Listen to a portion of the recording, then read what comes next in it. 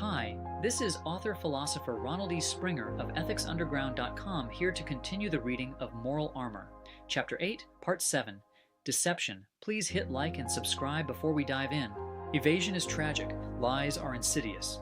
To lie is to confess one's own living impotence, the personal conviction that life can be faked, that there is an alternate world that harbors bountiful treasures, much greater and much easier than the one that exists. Lies show one's preference for that world, a willing commitment to evade known facts in order to dance down the road of illusion, in pursuit of carrots which rationality forbids. The get-away-with-it mentality sees riches as a result of dropping his mind. As his mind has been a source of nothing but penalties, upon any difficulty, it's the first thing to go. Lies are a form of wealth to him, a way to be a coward and have the hero's bounty as well. His capacity for deception is the measure of his volitional dysfunction and his resulting moral inversion. Given that a mind practices the pattern of what to do in any situation, meaning that it interprets the sides of threat and safety and gravitates accordingly, it is clear that its metaphysical nature is unhampered. The individual is not retarded. His mind functions properly like a well-running car, yet as its choice of virtue is set to an irrational standard, faking that the road goes left instead of right, it steers off a cliff anyway. The need to lie begins as a self-esteem issue. Valid self-esteem begins in a man simply by seeking the characteristics of existence that his mind is designed to identify, and that process cannot be faked.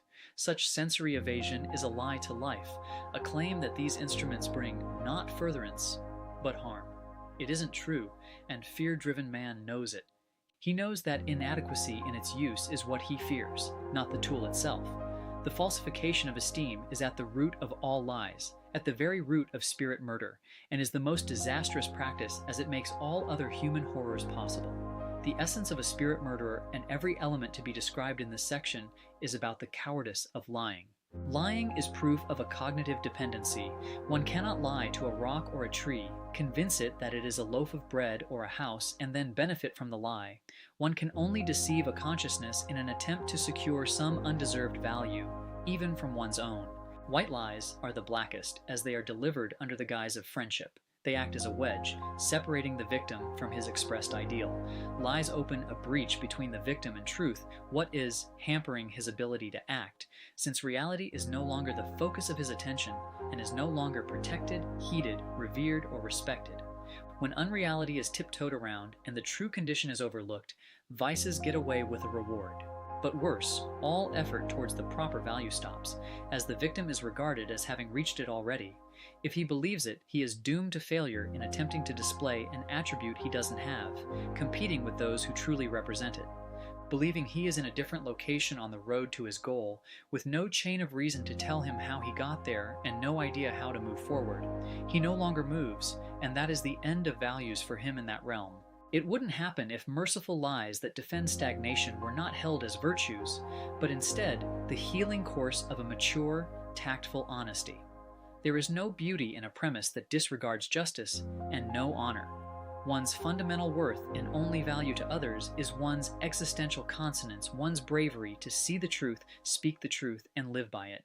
Being truthful, there is nothing to remember, only the logical derivation of existence and their attributes. Lying just makes perception the enemy.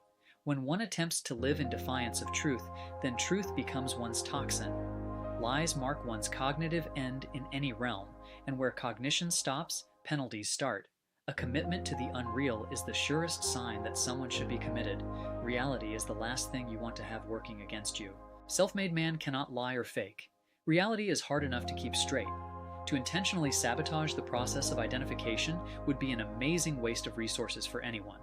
He considers lying to be an incomprehensible violation of proper cognitive effort, that there is just no point to deception at all, or of dealing with anyone who deceives. He asks, what point is there in seeing a tree and pretending it isn't a tree? Lies are dead information and can have no value. He cannot build with the results of a lie, and progress is his only concern. We cannot defraud existence to gain values and get away with it, any more than we can write bad checks. We end up getting paid back in shame and evasion, which have inestimable consequences on our self-esteem. The hard-nosed image often criticized of the self-made is that he cannot be swayed with unreality. His intellectual power is not evil. It simply allows those who compromise no moral escape. With lifelong objectives in mind, he sees the long-term implications of choosing the wrong paths. Such compromise is a prison, locking his spirit and dreams away from the world when they should be free to expand.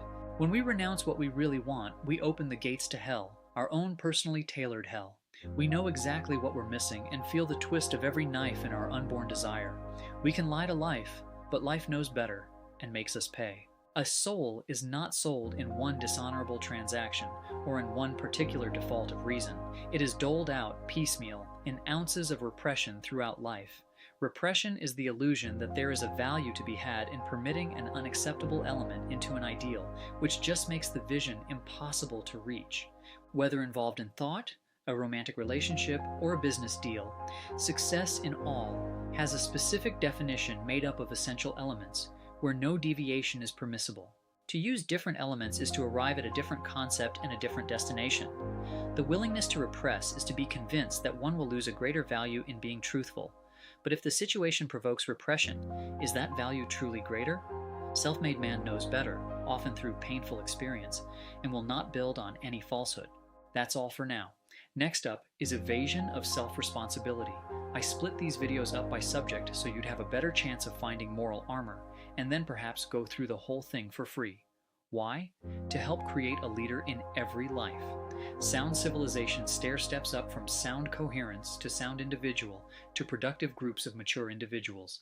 Self-hatred drives fear-driven people in our world to wipe out the individual, so we all need moral armor to protect ourselves and the future of mankind. Click subscribe and leave a thumbs up if you'd like to help wipe out moral confusion fast and make the world a better place.